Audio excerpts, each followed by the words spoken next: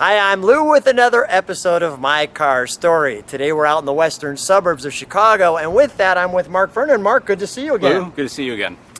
And Marc has a fantastic car, of course, that's why we're out here videoing. Marc, what is this one of your lovelies? The iconic 1958 Chevy Impala. And this one looks originally spectacular. Let me grab the camera. No further need to discuss that. So with that being said, Marc, come right along with me. We have the perfect sunny day for such an iconic car. Now that is a lot in your rear view mirror. It attracts a little bit of attention when you're cruising down the road, that's for sure. Oh, yeah, just a tad. Nobody ever sees you coming in this. It is actually, when you look at this car, I'm looking at the fender ornaments. When you look at this car, it actually somewhat is amazing that these were factory produced cars back in that day, because today it's so different. And Marc, how tall are you? You're like 6'3". 6'3". Yeah. Stand next to the car for a second. I just want to give people kind of a depth thought of length. About 220 inches, I think, with the Continental kit, so it's definitely got All right, some length to it. come on back. Wow. And I'll just let people soak that in. Look at that. So is this color called copper? It's called Sierra Gold. Sierra Gold. And it was actually, I believe it was a 3-year color, because I've seen it on, I believe I've seen it on 56 Chevys. I know I've seen it on 57s, and obviously on the 58. But it's a color that people seem to really like. It's a unique shade of kind of like you said, copper or whatever, orangey bronze or something. It's just a unique paint color. And all the rocket features on the car. I mean, the curved windshield. And the fake vent back here is just cool, and just little touches like that. And the outlets here that are, you know, stylized and just great stuff. And even that's all even the stainless trim, teardrop too, of the teardrop on the window. This curve right here. Yeah, I mean, that's a great look, the C-pillar. Just lots of little cool things. Now, so how long have you had this one? I've owned this car for 3 years. It was originally, the backstory on this car is this was actually a Canadian built and sold Chevy. Back in the day, in the 50s and 60s, a lot of the Canadian GM cars actually carried different names instead of the names that we see here. But for the Impala, there was really no changes to the car, even though it was built in Canada. And as far as I know, it's spent most of its life in Saskatchewan province.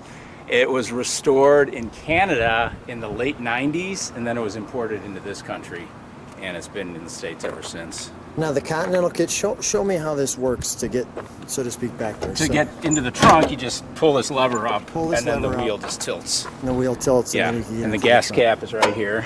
Okay. All right, so you that's good. Yeah, you just get into the trunk that way.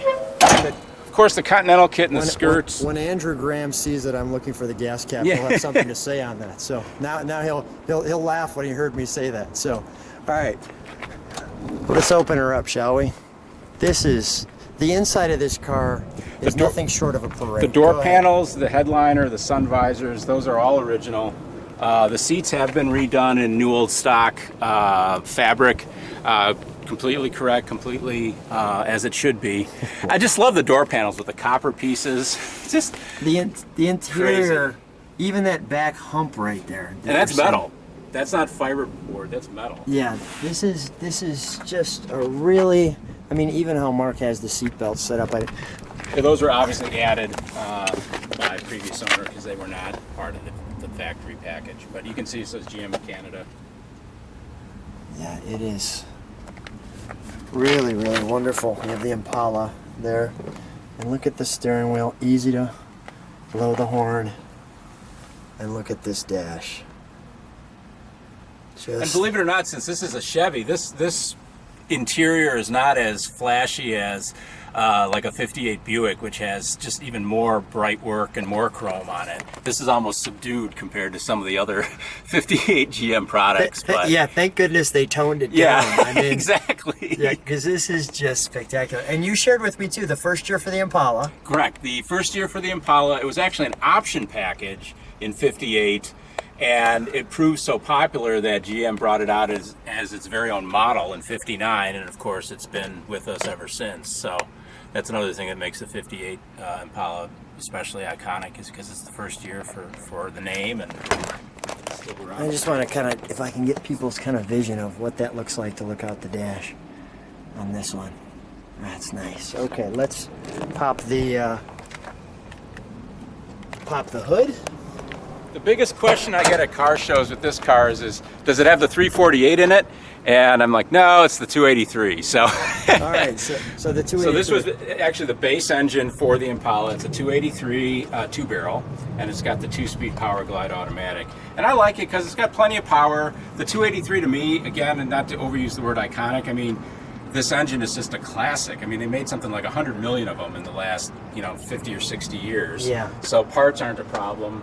And the 2-speed Power Glide, even though it's woefully inefficient, it's simple, it gets the job done, and it's just a decent powertrain, so it works. Okay. So let's start her up momentarily. Sure.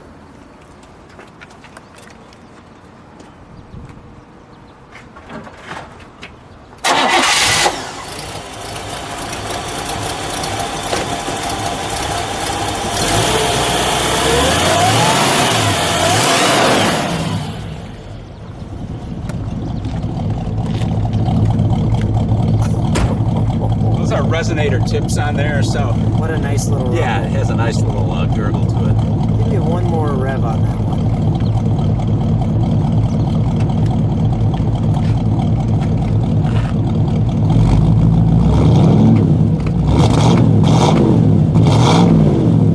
That's great. All right, we'll shut her down. Mark, come on out. Let's shut that door. Let's shut that hood.